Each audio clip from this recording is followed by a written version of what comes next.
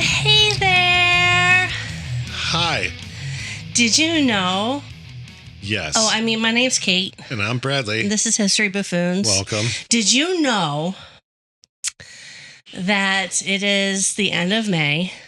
Close to, yes. And it is very warm. Oh my gosh. Up here. We're in the pod loft again. Yes. Because it made sense for us for this weekend. And we have a visitor. We do have a visitor. Can I pick you up, You sure can. Miss Pickles? Pickles. Like, what is going on here? Will you share the quick name of Pickles? So, this is Pickles. If anyone... And she's lovey. She is lovey. She's very actually... lovey. When it's just herself, she is super lovey. Yeah. You a good girl. If anyone has watched Robot Chicken, specifically the Star Wars episodes... There's a particular, I don't remember which one it is, because I think there's 3 of them. I don't remember which episode, but there's a Yo Mama battle between Luke and the Emperor. And I'm pretty sure it's Luke who says, "Your mama's so stupid, she thought Jar Jar came with pickles." So that is literally how Pickles got her name. So her name is Pickles Acres. So yeah, that's so cute. She's very sweet. She is being quarantined only because our young cat Sal thought it would be fun. Not just this once, he's done it multiple times, but he goes after her for some reason. He bullies her, and he got his claw stuck in her ear and ripped it. Ouch. So we put her up here in the pod loft / servants quarters for some quarantine time, and I think she's been fucking enjoying it. Yeah, she seems to be really happy up here. Yeah, so she's like, I got my own apartment. This is amazing. I got my food. I got my potty. They feed me up here. This is great. I got people to snuggle with. Yep. Well, yeah, so she's been living her best life, I think, because of being on her own. Yeah, being isolated. All right, so before we get to drinks, what do we got? We are going to talk about H A Rey and his wife, Margaret Rey of Germany. Okay. They fled Germany right before the Nazis came, and they created a book that kind of changed their lives. Sure. So that's what we're going to talk about today. All right. So we'll start with you. Those motorcycles are loud. Oh, by the way. Yeah. I am wearing no facial makeup today because I have been overcome with allergies. Joy. Oh, yeah. Overcome with allergies, and the amount of watery eyes and sniffly nose and sneezing. It didn't make sense for me today, so that's why I look like death. But anyway. All right. Well, with that being said, I also don't have any makeup on. Oh, I normally never do. Yeah. Because what the fuck? I didn't shave, I guess, or cut my hair. So what am I drinking? Because Mango Nada Modelo. It's also Chelada. 8%. Suprema. Oh dear. I have had this. I like it. She tried the tropical one that I've also had, which I like. She's like, eh. Mm-hmm. So I don't expect her to like this. So it says it's mango nada. Yes. Flavored with the refreshing flavors of mango and chamoy, which I don't even know what chamoy is. I've heard of chamoy. I couldn't tell you what it is though.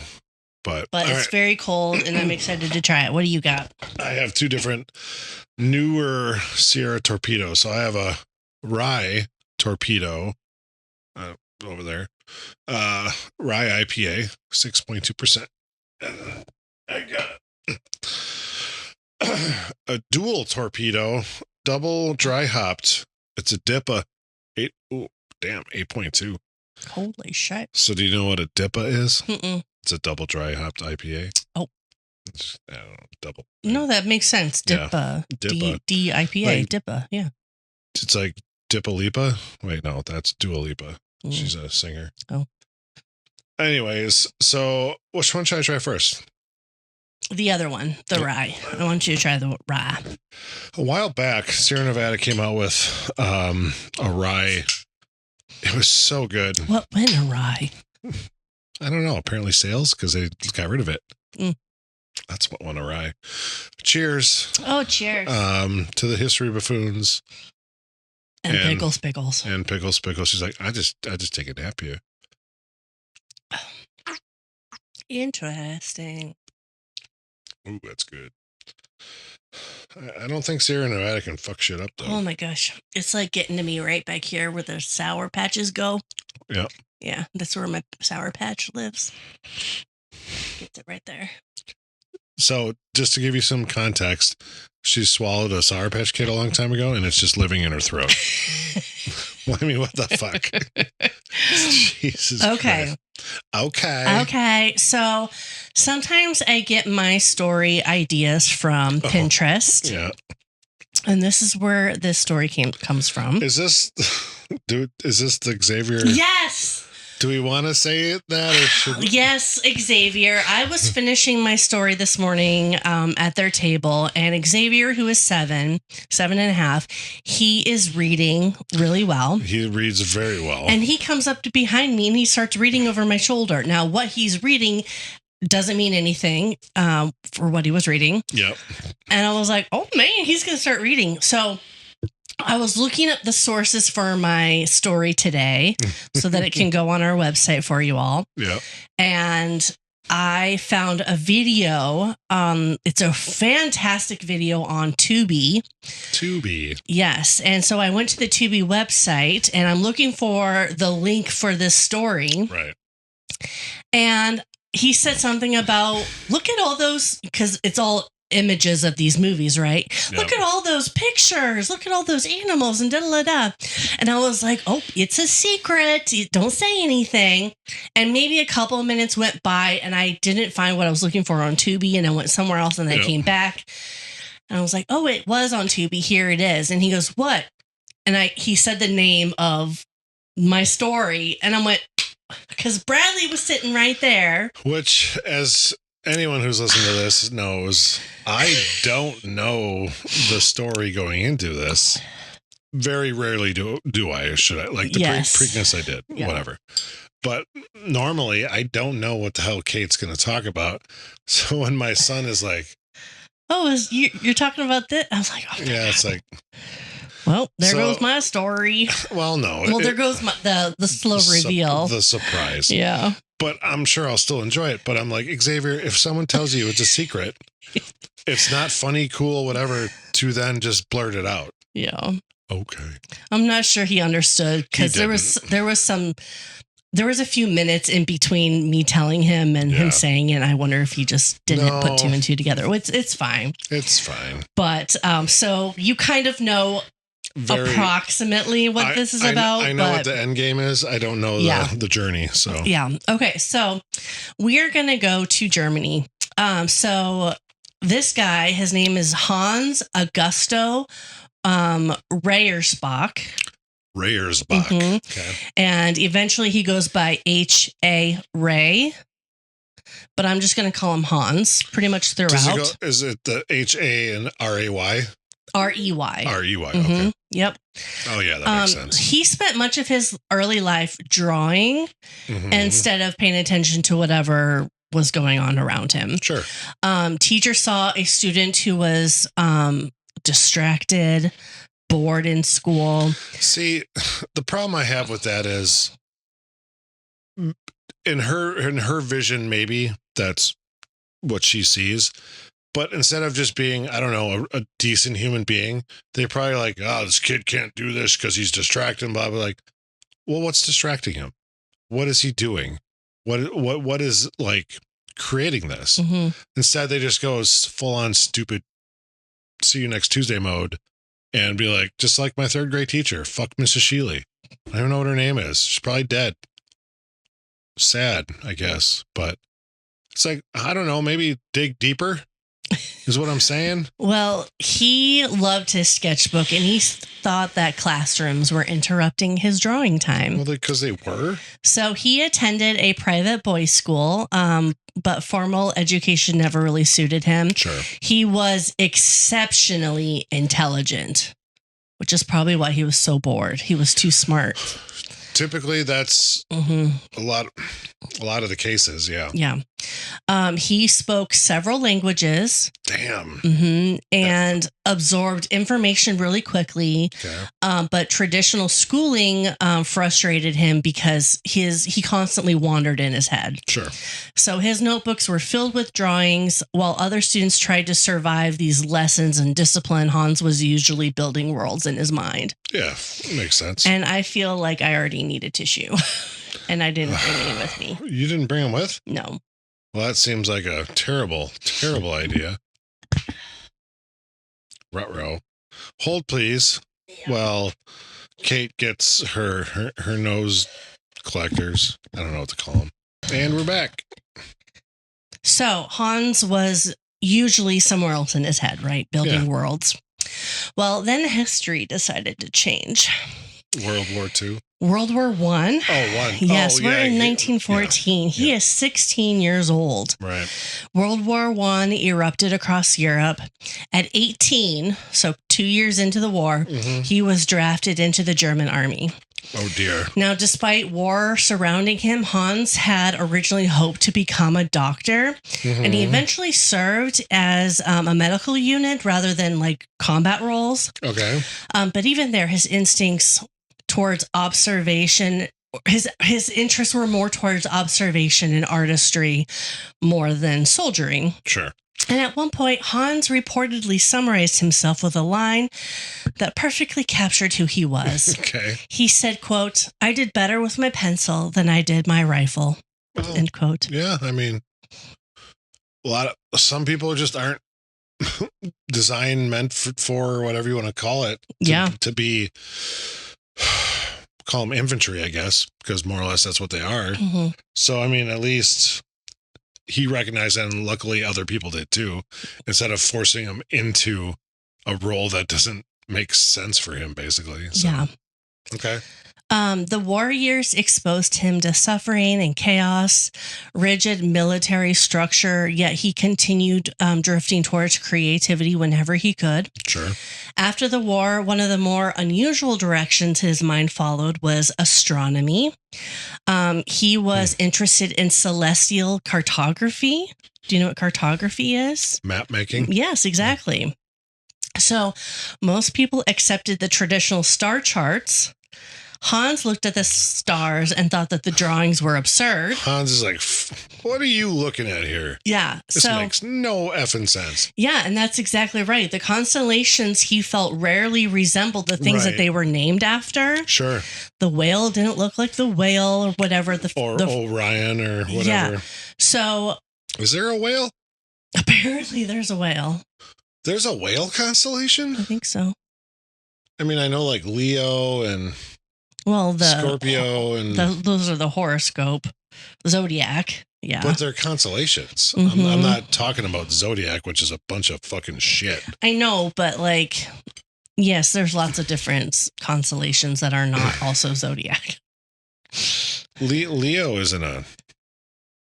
Which one? What zodiac is that then? Leo. Isn't that right? Does it cover something particular, like a month or something? I mean, oh, probably. I don't know. I don't know astrology. Nobody does because it's dumb. All I know is I'm a Cancer crab. Yeah, you are. Holy shit! I'm a Libra. Balance my scales, bitch. Fuck. I don't know because I don't follow that nonsense. I don't either. And anyone who's like, oh, and Mars is in third retrograde behind blah blah blah. It's like, go fuck yourself. Do you know what retrograde actually is? No. It's when, I believe, don't quote me on this, but I believe it's when Mars spins so fast it looks like it's going backwards. Really? Mm-hmm. We'll have to look into that. Okay. Okay. Anyways. So Hans decided to redraw the stars in a way that ordinary people could actually recognize them. Sure.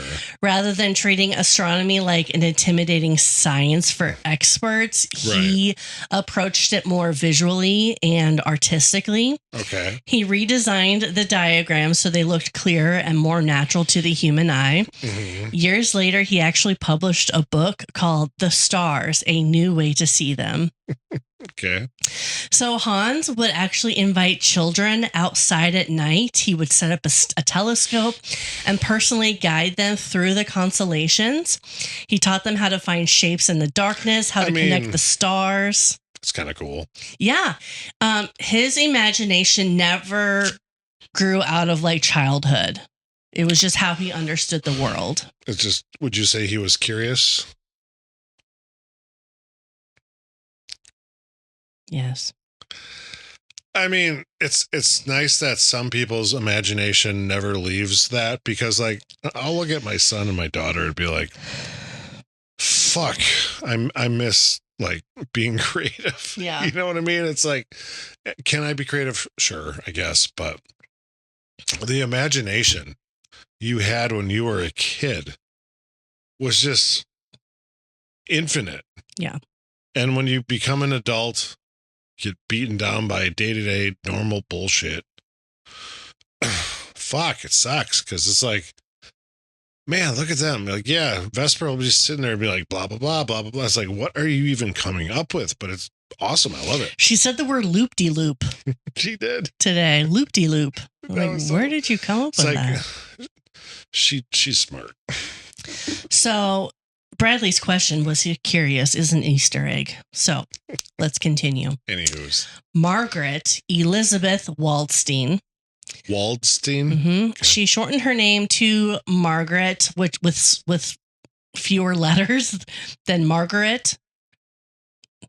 I don't know why, but she shortened how to spell Margaret. Less German? I don't know. It was spelled Margarete. Okay. Marguerite, maybe. Marguerite would make more sense. And then she shortened her name to Margaret, Margret. My first girlfriend in 4th grade was named Margaret. I'm sure that was a great first relationship. It wasn't. 4th grade. Because we were in 4th grade. Yeah. So she was born into an upper class German family that was really comfortable, political, connected, and heavily structured. Okay. Her father was a lawyer and a member of parliament, and the household reflected that status. Okay. There were 5 children in the home and 4 servants helping manage it, which meant Margaret grew up surrounded by expectation, rules, comparisons, and constant family dynamics. 4 servants to 5 kids. Mm-hmm. God damn, that's wealth. Am I right? So one story followed Margaret for the rest of her life, and she never forgot it. According to family accounts, she was considered the quote-unquote healthiest looking of the siblings. Okay. Because of that, she was denied butter at the meals while the other children received it. What? The reasoning was essentially that the other children needed it more, and that Margaret was bitter up until the day she died. I mean, can you blame her? It's butter. I just want to butter my bread. No butter for you. So wait. I assume it's more than just butter that she got denied. That was the one thing that she brought up. So I saw an interview with her, and that was just the one thing that she mentioned. I get that, but man. But people still remembered her like bringing it up with genuine irritation throughout her life. Yep. I'm not surprised. So growing up, she also struggled against being compared to her siblings and pushed hard against expectations. Right. She did not seem particularly interested in behaving delicately or quietly because society expected it. Sure. Margaret could be what you would call difficult. Oh, so like female. Hey. What? Be nice. I'm joking. She was known for being intensely blunt. Okay. Sometimes to the level that like startled people. Yeah, caught them off guard and like, wait, what? Yeah. So if she disliked something, she said it. Sure. Friends and acquaintances described moments where she would say things like, I don't like children. Or you're fat. Oh. Excuse me. Damn. It's really warm where we are. So warm in here, and I don't like it. I don't like it. I'm shut down. And we're back on a different day. A whole 24 hours later. Recording the same story where we left off. So, because Kate likes to not to say that we don't like to edit stuff out. Yeah. Kate's not feeling well. Yeah. So last night we got really, really warm. Oh my God. In the pod loft. So we just okay, let's stop because we aren't going to like our product and we'll just stop and do it today. And today I ended up getting sick. So here we are, well over 24 hours later, finishing our story. Yep. This will be fun because I've been in my PJs all day. She's basically, so the pod loft, for full transparency here, it's a little sitting room. I have a TV. We call it the pod loft because this is where we record when we're here. But also, part of the pod loft area is a half bath and a guest bedroom. So Kate has literally been staying in the guest bedroom, quarantined all freaking day. Yeah. I have ran her up a couple popsicles. Oh my God. And according to her, the best popsicle she's ever had. Okay. And I am back onto my beer. She is not drinking. No, today. I've got berry frost Pedialyte of some sort, and it's good. It'll do the job. It'll do. But was it Pedialyte popsicles? No. What kind of popsicles were they? Regular popsicles. Really? Because they were so delicious. Oh my gosh. Because I can't keep water down. Can't keep any liquids down. Been part of your issue throughout the day. Yeah, and so the popsicles saved me, and they were so delicious. Oh my gosh. Okay. I'm just glad I have this area in my house where we could kind of just let you rest and do your thing. So yeah, it's kind of screwed up your weekend, but whatever. I mean, you didn't intend to not feel good. No. So here we are going to try and finish this episode before she has to use the trash can from the bathroom again. Yeah. It's been my trusty friend all day. Like she said, we don't edit stuff out. Okay, so now if you recall with Margaret Rey. I don't. Margaret Rey was pretty blunt, and she was kind of difficult. She was a difficult woman. Right. If she disliked something, she said it. Okay. Right? So she would say things like, I don't like children. Or, you're fat. Like straight out. Blunt. This is what I'm saying. Yep, this is my opinion, and I'm not going to be afraid to say it. I'm not going to hold it back. Yeah. All right. And she was also pretty impatient in public. She said that there was one story, actually it was probably like a friend that said the story. Sure. Described her standing in a line at the post office. The line was so long, and she was there for so long, she literally stepped out of line and yelled throughout the post office, why is no one working here? What are my tax dollars going to? Only in, German yelling. Oh, that would sound way scarier. Probably. Oh, and we still do have a guest. Well, yes, Miss Pickles. She has been taking care of Kate all day. Yes, she has. Oh, there you are. So she had very little filter, Miss Margaret. Okay, but sounds that way. But underneath her bluntness and her sharpness, she was a highly intelligent woman. Sure. So somehow her story ends up crossing with Hans. Their first meeting. Yeah. You gonna pick up Pickles? Okay. Can you see her? Yeah, her head, and her tail. What are you doing, Pickles? She's like, okay, that wasn't gonna work. Don't step on buttons. So, the first meeting between Margaret and Hans was when Hans was actually dating Margaret's sister, Mary. Oh, it's one of those stories. He had come to the family house to visit, and he was likely expecting an entirely normal social call, this young lad courting this woman, and he sees in the entryway Margaret butt end coming down the banister, like sliding down the banister, and that's how they met. So she was young. Margaret was 9 years younger, and I think so she was probably in like middle school. Oh, gross. What? How old was Hans? Hans is 9 years older, but they don't get together at this point. I get that, but why is he like, oh hey? Oh, he wasn't like, oh hey. You're setting it up like that's what it was. No, that's just how they met. Oh, so it was just her sliding down this banister as he's there visiting his girlfriend. He's like, oh, that's your sister, cool. But isn't it kind of weird? It's like, I'm gonna date your sister for a while. You're next. It wasn't like what that. What the fuck? It wasn't like that. All right, thank God that was gross. Otherwise. No. It would take several many more years before they would encounter each other again. So what happened to Hans and her sister? Oh, young love. They broke up. So actually, her sister does come back around. So I'll get there. Okay.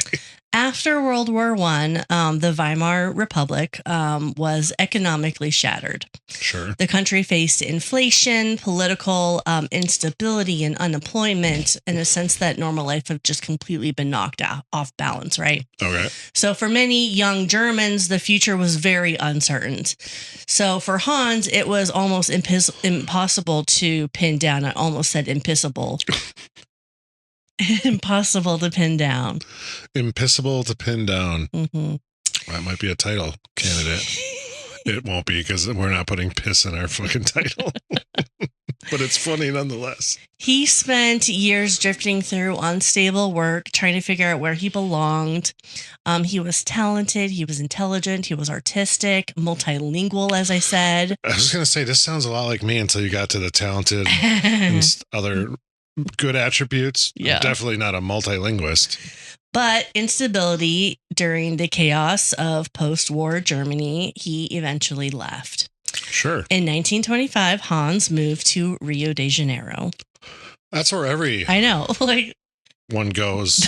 I mean, post-war Germany, everybody goes to Rio.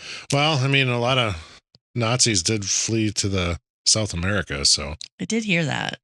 There's like apparently, and again, this is all just stuff I've heard. I've never investigated. There's a town, and I'm not exactly sure where, but they literally have an Oktoberfest every year. They speak German. They're all white. Weird. So, I mean, cool. German, am I right? Right. Yeah. Yeah. 9. So Hans's sister had married a businessman there, and the family connection offered him like an opportunity to start over.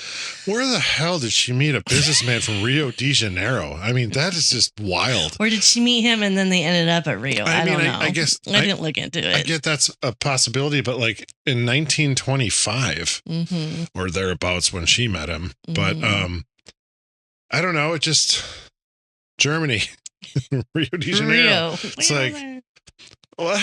Okay. So Hans worked for his brother-in-law's business, which imported bath fixtures. That's a wild import, I guess. Yes. There was like a rumor that went about, and Margaret, in this documentary that I listened to, she mentioned that I'm not sure where this rumor came from, but I don't think it's true. Like, she wasn't even like for sure. Okay. But supposedly Hans spent time traveling through parts of South America on the Amazon, literally selling bath fixtures like throughout the Amazon. That seems on the river. Unlikely. And she didn't like question it. She didn't say like, yeah, that was true, or no, that was wrong. It was just just like, it was kind of unlikely. Like, but I don't know. Wouldn't he have told you if that was true? I feel like do you need a new bathroom sink? Right. Or faucet or whatever? It's like, I got you. Indigenous person. Right. In the Amazon. It's in my canoe. Do you know what a bathroom faucet is? I mean, again, we're talking like the mid 1920s. It just seems unfucking likely. Yeah. But what he actually did was probably bookkeeping. Okay. A lot less fun, but I mean, Okay. But while he was in Rio, he was fascinated by the wildlife. What was he? Fascinated. There it is. Fascinated. I'm sick. He sketched constantly of his surroundings. He observed animals and landscapes and tropical environments that were entirely different from what he grew up with in Europe, right? Mm-hmm. So while Hans was reinventing himself in South America, Margaret was trying to find out what she could do in Germany. At one point... So they were... Wait. This is when they were already together? No. I didn't think so. Okay. Nope. All right. Nope. Clarification. They met on the banister of the stairs, yeah, and then many like years have passed. A wee lass. Mm-hmm. So at one point, Margaret stepped away from her studies for about a year and attended what was essentially like an artistic retreat in the mountains. Someplace you would probably love. I say that just sounds beautiful right and there. She loved it. Oh. She spent her time hiking and skiing and painting and walking through nature. And for the first time, she felt like really open. Life felt open-ended, you know. But eventually, it was only a year-long program. She had to return to Hamburg, and that really crushed her. So by the late 1920s and early 1930s, Germany was still deeply unstable, nearly a decade after World War I. And they're ramping up for round 2. WW2. Mm-hmm. So that sounds like, hit up with the chair. You know, like WWE? I get it. Okay. I don't know if I like it, but I get it. So, again, economic collapse, unemployment, extremism, socialism. Yeah. I mean, that's pretty much because that's what people are like for some reason fighting for in the States today, which is fucking dumb. Yeah. But okay. So then came Mr. Hitler. As the Nazi Party gained power, Germany rapidly became more hostile, more nationalistic, more dangerous, especially for Jewish citizens like Margaret and her family. Of course. So during this period, Margaret bounced between jobs before eventually finding work at an advertising agency. Oh. And that suited her personality and skills far better than anything she had expected. Okay. So she understood marketing, she understood the language, and she understood how to sell ideas. But around 1933 or 34, as anti-Jewish laws and Aryan employment restrictions began, Margaret ended up losing her job because she was Jewish. So, yeah, they didn't have DEI back then. No. Around this same time, she started hearing updates about Hans through family connections and social circles. Okay. Apparently, he's in Brazil working for this brother-in-law as a bookkeeper. Brazil. Margaret thought this was ridiculous. Remember her strong-headedness. That's ridiculous. She viewed this as a loss of talent. She knew that he was, and excuse me. Well, sometimes you have to go where the work is. Yeah. And he had an opportunity. Was it an ideal opportunity for him? No. But it was still an opportunity and he could make some money. Yeah. But she's like, this is stupid. He's balancing books in South America. I get that, but someone's got to balance books. I mean, they're not going to balance themselves. At one point, she reportedly told her mother that Hans was a damned fool for wasting his abilities. Wow. Then she made the decision that sounds impulsive as if. Margaret announced, quote, "I'm going to Brazil and marry him," end quote. Just like that, I'm going to go to Brazil and marry him. So they haven't seen each other in years. She saw him when she was in like middle schoolish. What? She's strong-headed. And apparently a fool. I mean, it works out for her, obviously, but it's just like, who in their right mind would do that? Like, that'd be like me saying, pick someone I knew in high school that I might have had a crush on or something, or whatever, whatever the situation. Not even a crush. Like, she was really talented. It's only been 28 years. I'm gonna go marry her. It's like, what? And I know the time frame is obviously more drastic for me, but Jesus Christ, that's weird. So Hans had no idea of this plan.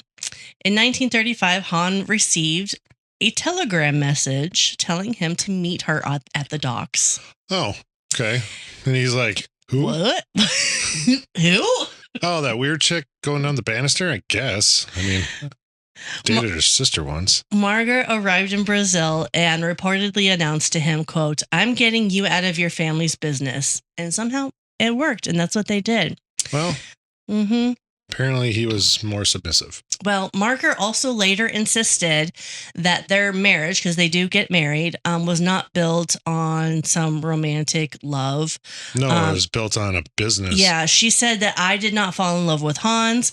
Hans did not fall in love with me. We were just really good friends. And the relationship... Wait, how are they really good friends when they hadn't seen each other in a long time? Are you saying? I think she's saying that, fact? like, yeah. Oh, okay. Because I'm like, yeah. Wait a minute. Yeah. So Margaret saw something practical in this partnership. She understood business, she understood advertising, and Hans understood art and illustration. And together they made sense. And I will get to why. They married in Brazil and soon traveled to Paris for their honeymoon. The original plan was to stay for 4 weeks. I'd say that seems like a little dicey time to go, but all right. Yeah. Their original plan was to stay for 4 weeks. They ended up staying for 4 years. Oh. Until the war? They just really liked it. Like Paris, am I right? It's Paris. Oh, Eiffel Tower. It's got an elevator. Stadium. Restaurant at the top. No? So, right. While living in Paris, Hans never stopped sketching. Even when money was tight and Europe was increasingly unstable, Hans constantly filled pages with drawings of animals, particularly giraffes and monkeys, inspired both by the wildlife that he saw in Brazil and the energy of the life that was happening around him in Paris. Do they have giraffes in Brazil? You know, there are like... Zoos? There are like 16 different species, maybe not quite that high. There's like 10 different species, okay, yeah, maybe like 8 different species of giraffe. Don't make shit up. There's more than 5. Just say there's a lot. There's quite a few. Okay. There's more than one handful. But so at least 6. Yes, at least 6. So no, there's more. Either way, yeah, that's what at least 6 implies. Yeah. Anyways, there's giraffes in Brazil. Yeah. Are you? No, I have no 100%? idea. I have no idea. But there are many a different type of giraffe. Maybe our title should be Giraffes in Brazil. Curious. So, anyways, I lost my spot. Well, that tracks. Okay. So some of those drawings eventually became cartoons for a French newspaper, and they stood out because Hans has a way of making these animals feel really expressive and full of personality. Okay. A publisher noticed the work and approached the Reys with a simple question: could these characters become a children's book? Well, always could. Yeah. Yes, immediately. They needed the opportunity. They needed the money. Yep. So together, Hans and Margaret Rey created Cecily G and the 9 Monkeys. And Cecily is a giraffe. Oh, okay. Cecily G and the 9 Monkeys. Sounds like a great tale of... I don't know what I'm going to say there. Never mind. Let's move on. I got nothing. So their working relationship settled naturally into these clear roles. Margaret handled the writing and the structure while Hans did the illustrations. Oh, so she actually wrote the books and then he would just draw them. Yep. Gotcha. Okay. So Hans did try to also write. And she's like, nah. Yeah, pretty much. She edited a lot. Know your role. Exactly. Maybe that's it. Know your role. I mean, at least she had the foresight or whatever you want to call it to be like, no, yeah, no. I know what you're good at, and I definitely know what I'm better at. And you are not gonna be writing. I will do that. It's pretty funny. That's funny. So the book was successful enough that the publisher quickly asked for another. Looking back at the story that they had just created, the Reys became interested in one small baby monkey from Cecily G and the 9 Monkeys named Fifi. Fifi. And he appeared near like the end of the book, but he was the baby monkey. Okay. So at the time, Fifi was an energetic little character who stood out from the others because of mischief. One of the stranger and more amusing details from this period was that Margaret would sometimes physically pose and model expressions for Hans while he drew Fifi. So she'd get on like the ground and put herself in positions that Hans wanted to draw. How ugly was Margaret? Stop. I'm joking. I'm joking. I mean, it's funny because even along that same line, when Walt Disney used to like have people dress up as the character and would sketch them and with facial features and stuff and whatever, something like that. I don't remember all the details, but it's been going on for a long time, even though it was a cartoon or a drawing or a comic strip or whatever. They still based it off of human like facial features and emotions and such and whatever. Exactly. So, yeah. So basically her personality and her body language are a part of Fifi.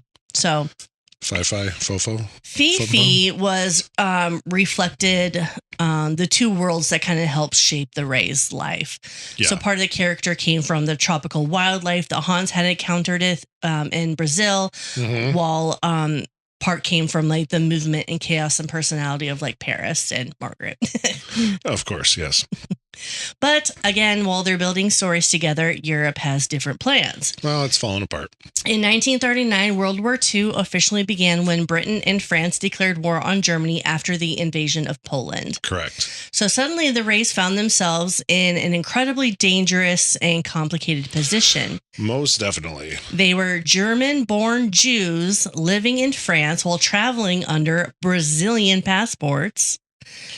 Why did she have a Brazilian passport? Because they lived down there for a while. That's also a lot of passports. What? A Brazilian passport? Stop it. Jeez. It's a lot of passports. You're so punny. I'm so punny. It's ridiculous. So wait, what do you mean she lived down there for a while? She lived in Brazil with him for a while. But I just thought she went there to get married. They got married and then went to France and lived there for 4 years. How long did she live there? Okay, I didn't look that up. She's traveling under a false passport? Maybe they courted for a while before they got married. Doesn't sound like it from Margaret. No, but Mark is pretty hasty. Yeah. I didn't look that up. I'm sorry. It's okay. Pickles, go look that up. But I was right in that they went to Paris for their honeymoon. So I hope so. Yeah. So at the same time, their publisher wanted more books. So contracts were signed for additional work scheduled for publication in 1940, including another Fifi story. And hoping perhaps to escape some of the growing tensions surrounding Paris, the Reys moved to Normandy in April of 1940. I feel like that's even worse. But I don't know why I feel that way. I mean, we stormed them beaches. Yeah. It's named after a Viking guy. Then on May 10th of 1940, Germany invaded France. Yeah. The atmosphere changed immediately. Panic spread quickly. Refugees crowded roads and train stations, and suspicion towards foreigners intensified everywhere. Of course, yeah. So despite being Jewish refugees themselves, the Reys were still viewed by many through the lens of their German origins. Right. At one point, French police reportedly warned them that they could not guarantee their safety and advised them to return to Paris. Oh, okay. So when the Reys arrived at a train station attempting to leave, authorities stopped them and began searching their luggage. Right. The inspection, according to Margaret, dragged on for hours. I'm not understanding why. Right. But suitcase after suitcase was opened, and finally the officials reached this last suitcase.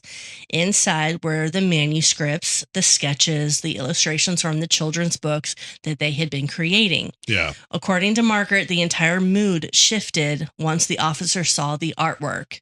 Did they recognize it because of the other book or something? I don't think there was any recognition. I think there was awe, maybe.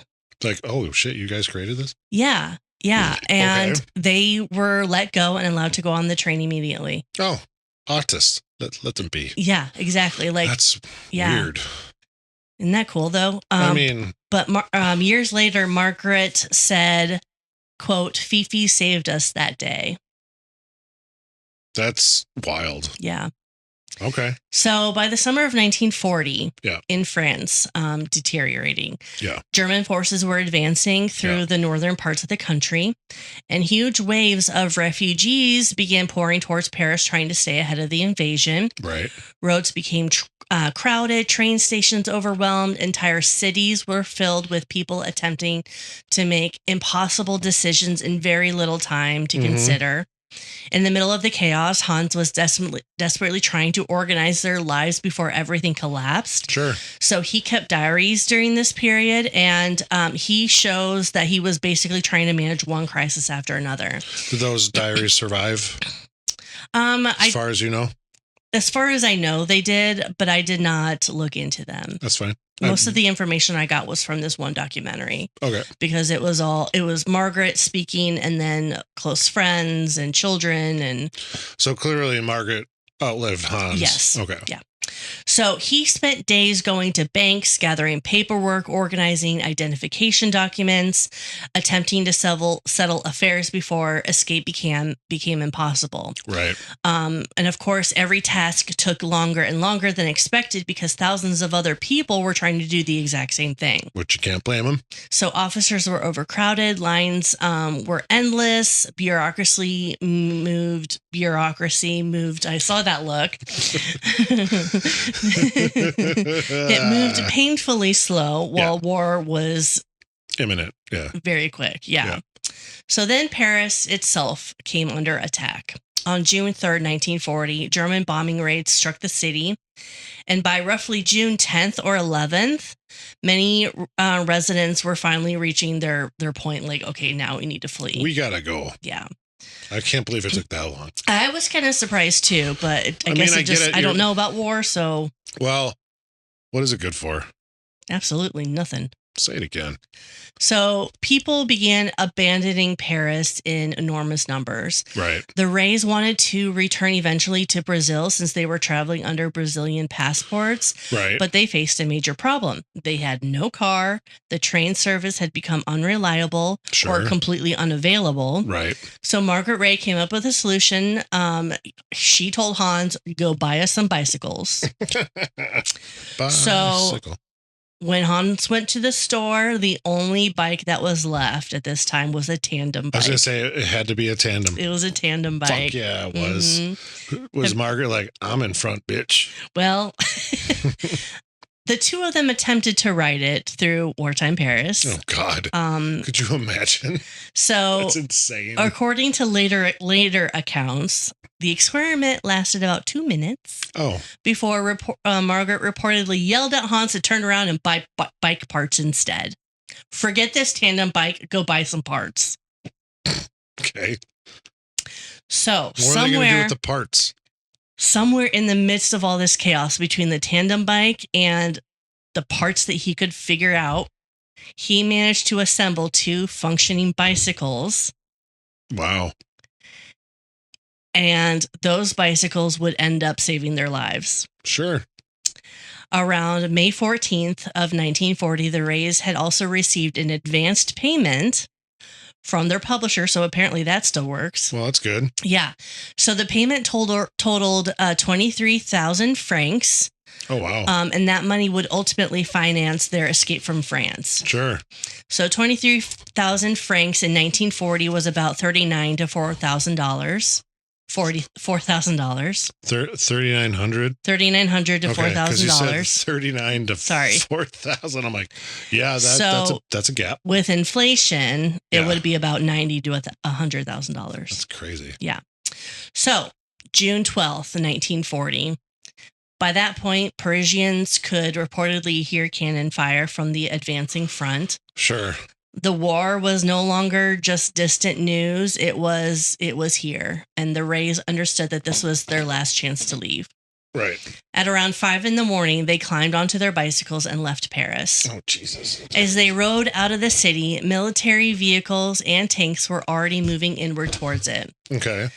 On the first day, they traveled 48 kilometers, which is about 30 miles, to the town of Houghton Eton. Eton. I believe you. I know. I don't think Because I looked up the pronunciation. I still think you're probably getting it wrong. But The following day, they Yeah. continued another 32 kilometers, which is about 19 miles, that's a lot. southward along roads that were packed with refugees, abandoned vehicles, frightened civilians, and just the growing evidence of war all around them. Yeah, for sure. 2 days after the Reys left Eton, Eton. German bombing raids struck the town, killing hundreds of people. Oh, dear. About 400 people. Oh, that's sad. Yeah. Are you having troubles here, Pickle? Pickles is not. Say, I don't want this. Do you want to get down? You're the one who was coming over to me. He's like, she's like, I don't know. Why do you keep calling her he? Because Pickles doesn't sound like a female name to me, and I struggle with it. I feel like Pickles is the ultimate female name. Don't you? You hate Pickles. Pickles. No, I love Pickles. She's awesome. Okay. So. The food, yes, I hate the food. Yes. So. Where you headed, Pickles? Later, the Reys described what the roads looked like during the escape. Sure. As they pedaled south, they passed endless lines of abandoned and destroyed cars sitting motionless along the roadside. Mm-hmm. Vehicles had run out of fuel, broken down, become trapped in traffic, and the bicycles allowed to keep the Reys moving while others became stranded. Right. So at night, they often slept in farm barns alongside animals because there was nowhere else to go. Well, sure. The journey was exhausting. It was uncertain, constantly overshadowed by the fear that German forces could reach them at any point. How did they get all their luggage with them? Oh, they packed very, very, very light. Just mainly their manuscripts and like it was drawings. It was in like an ET basket, in the front of the bike. I don't think it was. Well, you weren't there. So you definitely weren't there. If I wasn't there, you weren't there. Eventually, they arrived in Orléans. So, like, instead of New Orleans, it's Orléans. Orléans. Yeah. Because isn't that that's what New Orleans is named after, right? Yeah. So, amid enormous crowds of desperate refugees all trying to flee southward, the Reys somehow miraculously secured places on a train. It feels improbable and impossible, but somehow 2 artists escaping an invading army on homemade bicycles while carrying children's manuscripts were able to board this train. Well, I mean, weirder shit has happened, I guess. Yeah. That's wild. So after reaching Orléans and managing to board a train south, the escape was still far from over. France was collapsing rapidly, and thousands of refugees were all trying to move towards countries that remained neutral in the war. Mm-hmm. So at another station along the route, the Reys made a difficult but necessary decision. Did they bring their bikes with them on the train? That was my next sentence. Oh. They sold the bicycles. I was getting a little burp out. That's fine. And hoping it wasn't vomit. Me too. So they ended up selling the bicycles in exchange for train tickets. Well, I mean, train's going to get you further than the bikes will. Yeah. And they were headed for Portugal, which is one of the few neutral countries left in Europe at the time. Oh, okay. So those bicycles saved their lives, just like little Miss Fifi. Mr. Fifi. How? Well, we'll get there. How did? I know you didn't probably read this, hear this, whatever. Doesn't matter. But like, Portugal remained neutral at that time, so they had to go through Spain to get to Portugal. Mm-hmm. How do they travel through Spain then? So. Spain was still a country that was recovering from its own civil war at the time. Right. So I don't think they were quite in the war, the World War as of yet. Oh, okay. Because I mean, I'm sure like there had to have been checkpoints like, we got to check your train, see who's on this bitch and whatever. Because I can't imagine that would have went over well. But all right. So they ended up in Lisbon. So by the time they arrived, roughly 2 weeks have passed since they left Paris. So Lisbon. My bad. Yeah, you keep adding the at the end there. I'm sure like, did. Lisbon, Like, what did Lisbon do? So through it all, they carried their manuscripts and illustrations with them. Yep. The Reys remained in Lisbon through much of July while attempting to secure the paperwork to leave Europe. Okay. So, like countless other refugees during the war, they found themselves stuck in a city that had become a waiting room for everybody trying to Europe, escape. Basically. Yeah. I mean, Jesus. But eventually they secured a passage on a ship bound for Rio de Janeiro, and they made it safely back to Brazil. Back to Rio. Yeah. Huh. But for Margaret, Brazil didn't feel like the final destination. She's like, this is just a stopping point. She wanted to go to the States. She wanted to go to the States. Yeah. So to Margaret, America represented something larger than just safety. She believed it was a place that they might genuinely be free. Flourish. Yes, far away from collapsing governments, racial laws, and the instability that had shaped their adult lives so far. Right. So only a few months later, in October of 1940, the Reys boarded another ship headed for America. Nice. And with them were the manuscripts Of course. with Fifi. Mm-hmm. So when Margaret and Hans arrived in the U.S. in late 1940, they wasted no time in setting up, trying to find publishers for the manuscripts that they had carried. Sorry, where did they end up in the States? Long Island. Yeah, okay. Yeah. I thought it was New York. Yeah. So, okay. So Margaret's sister, Miss Mary, lived on Long Island. So wait, she moved from Germany to Long Island already? I didn't follow her story. Well, why would you? I just know that Mary's on Long Island. Okay, I didn't say, like, get me there. I just said, wait, what? Mm-hmm. What the fuck? So the Reys use her address as a contact point for correspondence. That's what we do with Sarah's parents for Xavier's bus. There you go. Exactly. Yeah. So before leaving Europe, they had given that address to their publisher in London, hoping somehow communication might still reach them despite the chaos of the war. And it actually did. Right. When the Reys arrived, there was already a letter waiting for them. Oh. Mm-hmm. And one of those like strange coincidences, the publishers themselves were also fleeing wartime Europe and had relocated to America as well. Well, I mean, it seemed like the place to go. But however, they did not go with that publisher. Oh, why? I don't know. They had a contract. Matter. They gotta advance. Do they have to pay that back? I don't know. What the fuck, man? Have some fucking loyalty. I didn't research that. War-torn shit. That wasn't part of my research. No. I failed. Okay, so eventually the Reys went with American publisher Grace Hogarth at... What's the name? Grace what? Grace Hogarth. Hogarth? At Houghton Mifflin. Houghton Mifflin. Mm-hmm. She loved the monkey character immediately and helped secure the Reys a 4-book contract worth around $1,000, which is approximately $22,000 to $23,000 today. Wow. Which at the time represented the stability that the Reys had not experienced in years. Sure. So they've been on the run. Yeah. So Grace Hogarth had one concern.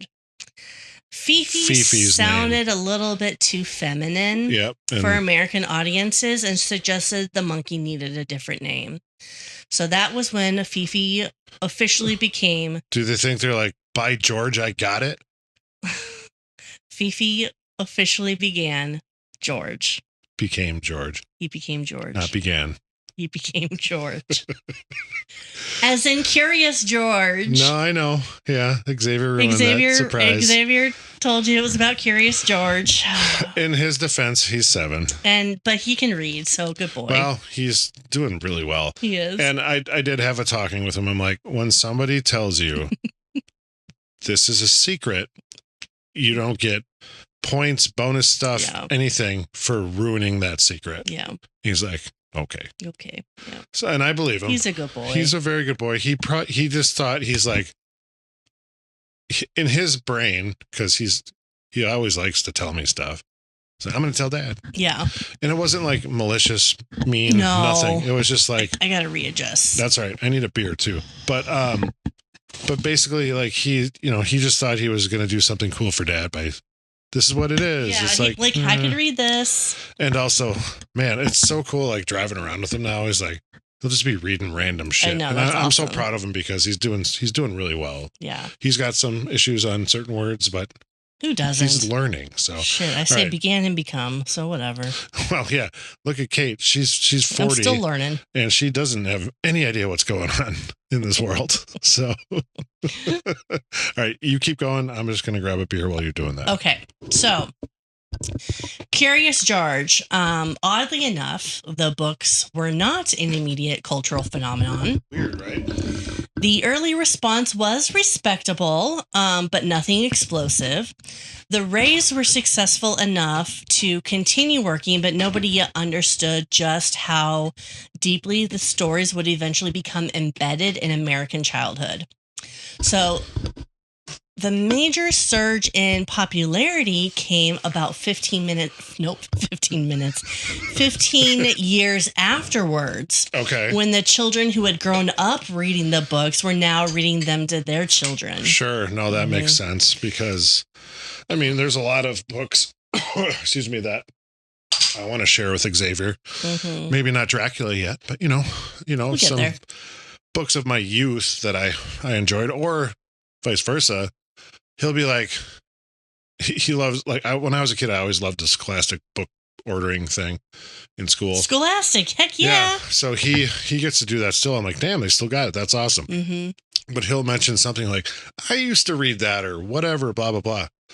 So, like, yeah, I can understand how these kids or young adults, whatever they were at the time, now they have their own kids and they're reading them these stories. That's how shit's going to grow, basically. Yeah. So, yeah, that's awesome. So the second generation changed everything. The books became passed down within families, and suddenly George stopped being just a children's character and became a tradition. Well, yeah, I mean, Forrest Gump passed it down to his kid. Did he? Well, yeah. I don't remember that. I know I just watched that recently. But he was going to bring it to school for show and tell, and that's when the feather flies out at the end. Yeah, that's right. That he keeps in the book. Yeah. But yeah. So, I mean, it's stuff like that my mother has, I hope, this box of some of my stuff, and it's got all my old Garfield books in it, like the old comic books. Yeah. And Xavier just watched the newest Garfield movie. It was okay.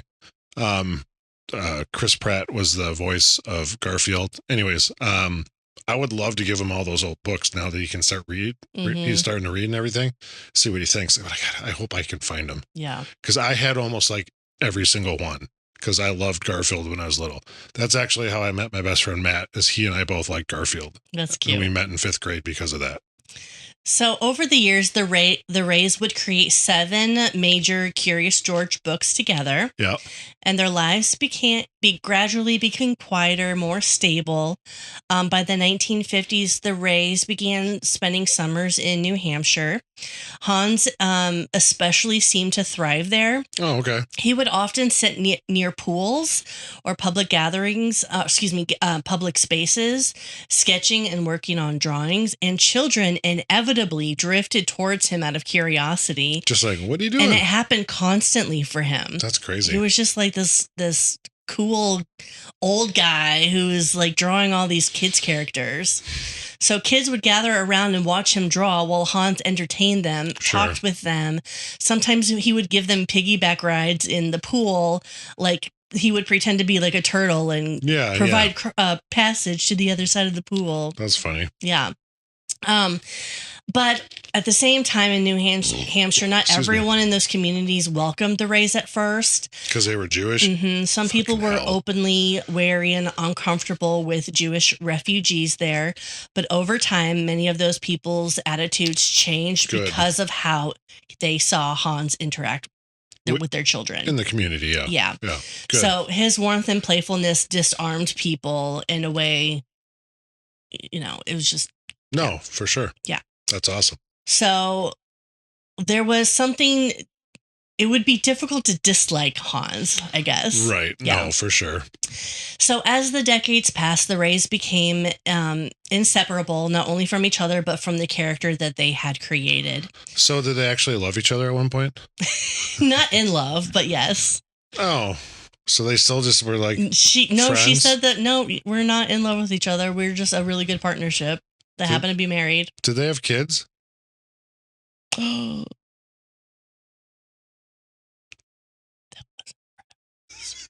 Okay. Just George? Shit. Did they have kids?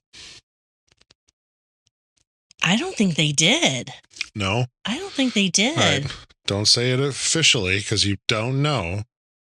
But there's a chance you think they did not have kids. Yeah. Did they ever have sex?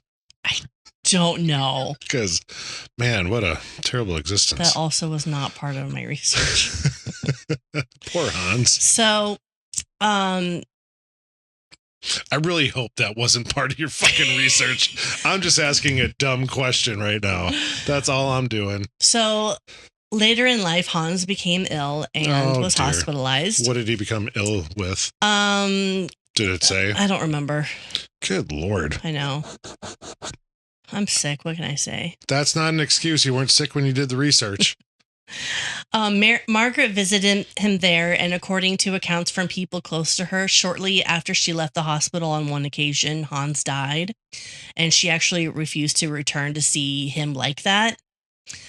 So she wanted her final memory of him to be when he was alive. Sure. I mean, I get that. Even though she didn't love him, but whatever. So after Hans' death, Margaret continued managing and promoting Curious George for more than 19 additional years. But obviously, no more additional. Correct. Because he can't draw unless they had some banked up. Yeah. But I'm guessing not the case, right? She protected the legacy pretty fiercely and remained deeply involved with the character. Well, it also made her money, so. Then in December of 1996, Margaret died as well. Oh, wow. She made it to 96. Good for her. By that point, the little monkey that had once crossed war-torn Europe in a manuscript form had become one of the most recognizable children's characters in the world. So, did you ever, in any of this, did they have any explanation about the man in the yellow hat?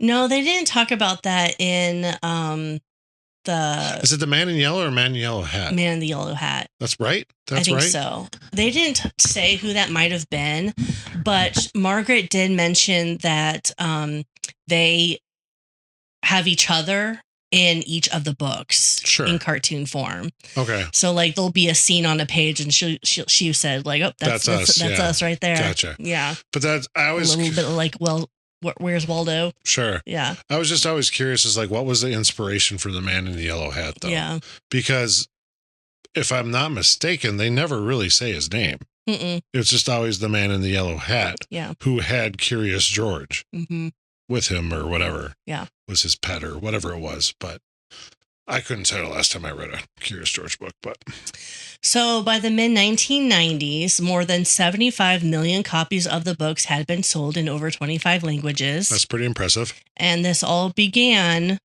with two refugees trying to outrun a war on handmade bicycles while carrying children's stories in their suitcases. With false Brazil passports.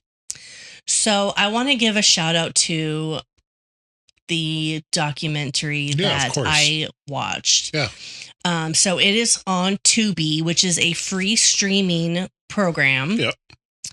And it is called Monkey Business, The Adventures of Curious George's Creators. Oh, that is such a good Skid Row song, Monkey Business. I'm going to have to play it for you later. But they did such a great job in that they would have Margaret was there being interviewed, children as adults that they got to know in New Hampshire would speak, but they would have real video and real pictures of war-torn Europe. But as far as the Reys, they animated the Reys. Really?